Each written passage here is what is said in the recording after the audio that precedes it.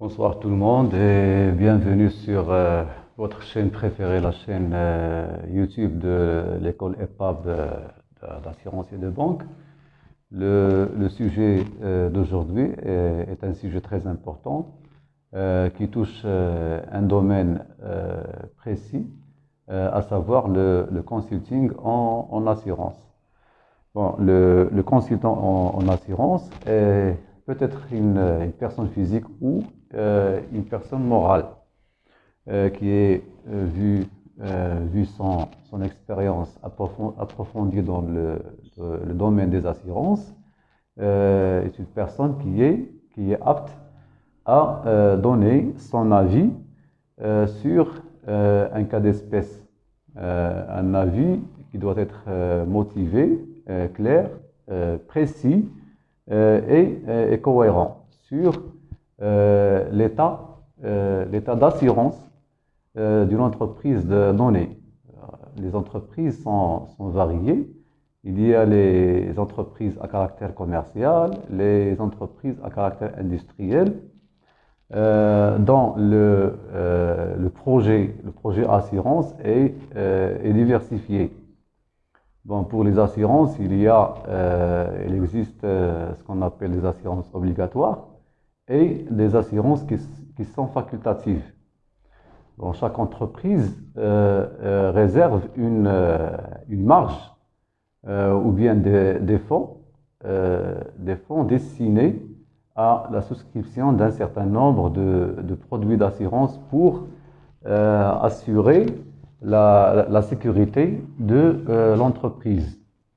Donc, commençons par ce qui est obligatoire. Il y a bien sûr le parc automobile dont l'assurance est obligatoire. Il y a aussi les assurances accidents de travail. À côté de ces deux produits, à savoir l'automobile et les accidents de travail, on trouve l'assurance maladie qui est désormais obligatoire au Maroc comme partout au monde. Bon, pas partout au monde, mais dans les pays qui connaissent un taux de pénétration important. Il n'y a pas que les assurances obligatoires, bien sûr, mais il y a certains produits d'assurance qui sont facultatifs, surtout au Maroc, comme dans un bon nombre de pays maghrébins ou africains. Les autres types ou bien les autres produits d'assurance, à part ces trois produits, sont facultatifs à ce titre. Et pour le marché entreprise, je citerai la multirisque industrielle, par exemple, qui est destinée à couvrir l'entreprise d'un certain nombre de risques très importants, comme l'incendie, comme les dégâts des eaux, comme le vol, comme le bris de machine, comme la responsabilité civile, etc. Donc tout cela est regroupé dans un seul produit d'assurance qui est la multirisque industrielle. Donc voilà, on a commencé par parler du métier de consultant qui peut exercer, comme je l'ai dit auparavant, dans la forme juridique personne physique ou bien personne morale. Le rôle du consultant, il ne faut pas le confondre avec le rôle de l'intermédiaire d'assurance qui est l'agent d'assurance, qui peut être aussi un courtier d'assurance ou bien le responsable d'un bureau direct ou bien une compagnie tout court, une compagnie d'assurance tout court. C'est une personne qui ne vend pas l'assurance mais offre son conseil au client, audite, diagnostic, propose des solutions à son client. Il ne faut pas le confondre aussi avec le métier d'avocat. L'avocat est obligé de défendre son client, que ce dernier soit fautif, soit soit en infraction à la loi, l'avocat doit toujours défendre son client. Par contre, le consultant ne défend pas toujours son client, mais il est contraint par son statut de donner une réponse soit positive, soit négative selon le cas d'espèce. Il doit être clair avec son client. En cas de besoin, dire à son client que tu es mal assuré, sous-assuré, surassuré. Vous avez payé des primes élevées, par exemple. Vous avez des garanties qui ne sont pas adéquates. Votre assureur vous a imposé des exclusions qui n'ont pas raison d'être. Donc, le consultant doit veiller à créer, si vous voulez bien, un équilibre contractuel entre l'assureur et l'assuré qui est l'entreprise. Donc voilà, comme j'ai dit, le consultant est appelé à diagnostiquer le problème et proposer les solutions adéquates. À titre d'exemple, nous avons une entreprise à caractère industriel. Une fois le dossier est soumis au consultant, il doit se prononcer sur un certain nombre de questions. D'abord, le choix de l'assureur. Est-ce que c'était un bon choix ou bien un mauvais? Il y a pas mal d'opérateurs, si vous voulez bien, ou bien de compagnies d'assurance qui exercent sur le marché marocain comme partout au monde. Le consultant, vu son expertise en la matière, peut se prononcer sur la compagnie avec laquelle le client travaille. Je ne dirais pas qu'il existe de bonnes ou de mauvaises compagnies, mais les compagnies ont des produits qui peuvent être adaptés à une telle entreprise et ne pas adaptés à d'autres. Donc, côté compagnie, côté intermédiaire aussi, est-ce qu'il y a une proximité ou pas? Est-ce que l'intermédiaire est compétent en la matière? Il y a le maritime qui nécessite une technicité à part. Il y a l'assurance incendie, il y a l'assurance maladie, il y a l'assurance accident de travail. Le choix de l'intermédiaire est déterminant.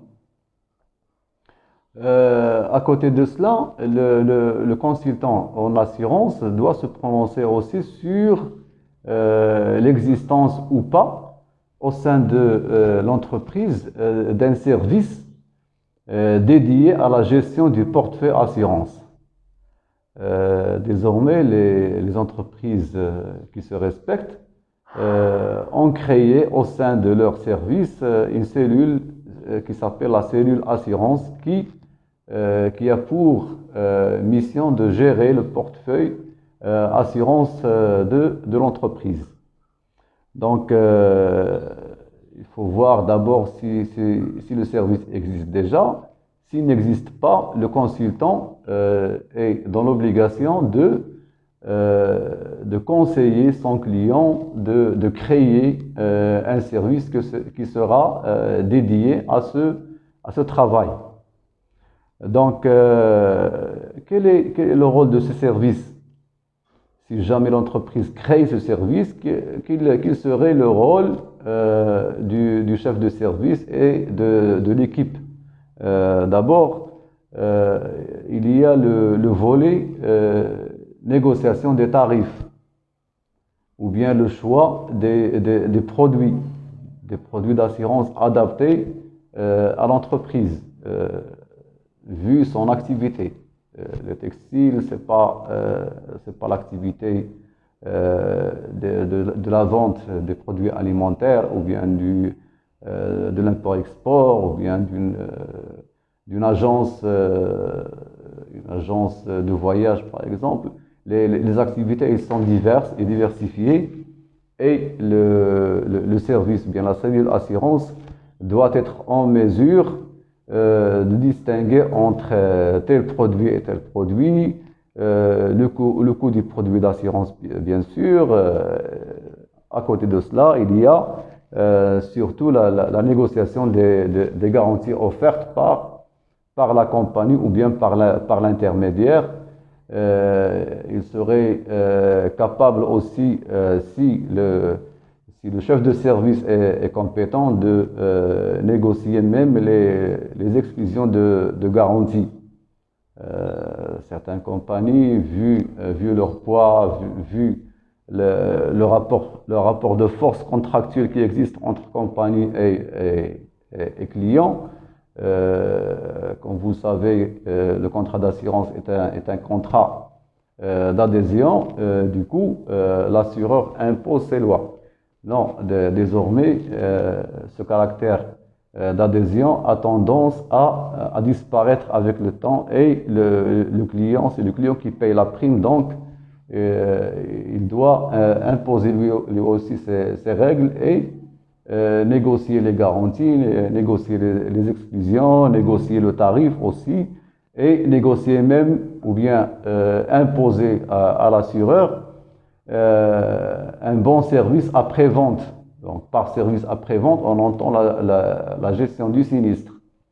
Le client doit être rapidement indemnisé en cas de survenance de sinistre. Donc voilà, ça ce sont des paramètres que le consultant est amené à diagnostiquer. Donc, le diagnostic portera sur l'existence ou pas d'une cellule assurance au sein de l'entreprise. Déceler, si vous voulez bien, les anomalies qui existent au sein de l'entreprise en matière de gestion du portefeuille assurance. Et enfin, proposer des solutions dans un document qui s'appelle rapport d'expertise ou bien rapport de consultation juridique en assurance. Le personnel de la cellule doit être formé sur les produits d'assurance, sur la gestion de sinistres, etc. Il doit non seulement être formé dans le domaine des assurances, mais aussi dans les opérations bancaires. Alors, par opération bancaire, on entend les transactions réglées par chèque, réglées par virement. Il doit savoir faire la différence entre un chèque barré et chèque non barré, chèque endossable, non endossable, chèque mal libellé. Et il doit être en mesure de vérifier le montant en lettres et le montant en chiffres. Il y a beaucoup d'opérations bancaires qui nécessitent une technicité particulière de la part du gestionnaire de la cellule assurance. Même le langage, il doit avoir un langage près du langage de celui de l'assureur, un langage près de celui du banquier, du financier, du comptable, etc., etc. Notre école offre cette opportunité aux entreprises. On peut très bien faire le consulting en la matière. On peut aussi former les employés des entreprises en la matière. Donc, n'hésitez pas à nous contacter pour une éventuelle collaboration en ce sens. Et surtout, la chose à retenir, c'est le fait de payer des honoraires aux consultants. Ce n'est pas du gâchis, mais il peut faire gagner à l'entreprise beaucoup d'argent, en ce sens que il est appelé ou bien il est compétent pour ajuster les primes colossales réglées par une entreprise pour être couvert contre un tel ou tel risque. Donc, il est appelé à remettre le prix de l'assurance à sa juste valeur. Merci pour votre attention et à la prochaine fois, Inch'Allah. N'oubliez pas de vous abonner à la chaîne pour recevoir du nouveau. Et à la prochaine fois.